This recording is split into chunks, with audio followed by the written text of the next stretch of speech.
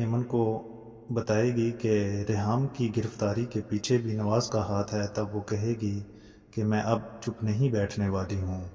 میں بھی دنیا کو سچائی بتا کر رہوں گی، اور جب تک اپنے مجرموں کو سزا نہیں دلوا دیتی چپ نہیں بیٹھوں گی اور اس کا پیچھا نہیں چھوڑوں گی۔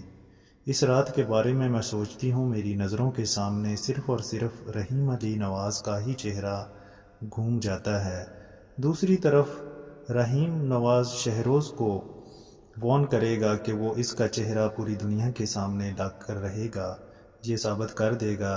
اس رات قصوروار رحیم نواز نہیں بلکہ شہروز ہی تھا۔ شہروز جو سب کچھ کر چکا تھا، اس کے بعد وہ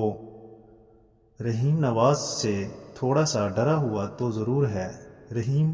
نواز بھی ٹھان چکا ہے کہ وہ پوری دنیا کو تباہ و برباد کر دے گا، اگر اس کے دامن پر کیچڑ اچھالا گیا ہے تو وہ کسی کو بھی معاف نہیں کرے گا۔ یہاں پر رحیم علی نواز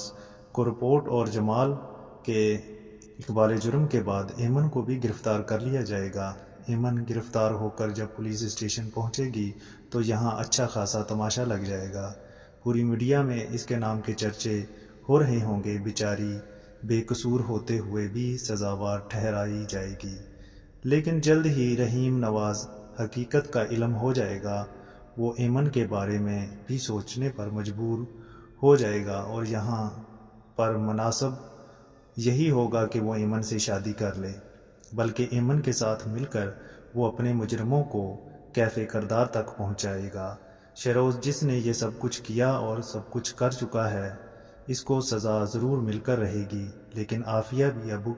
کوشش کر رہی ہے کہ اس کا بیٹا کسی طرح بچ جائے۔ اگر ہماری ویڈیو آپ کو پسند آتی ہے تو ہماری ویڈیو کو لائک اور چینل کو سبسکرائب ضرور کر دیں۔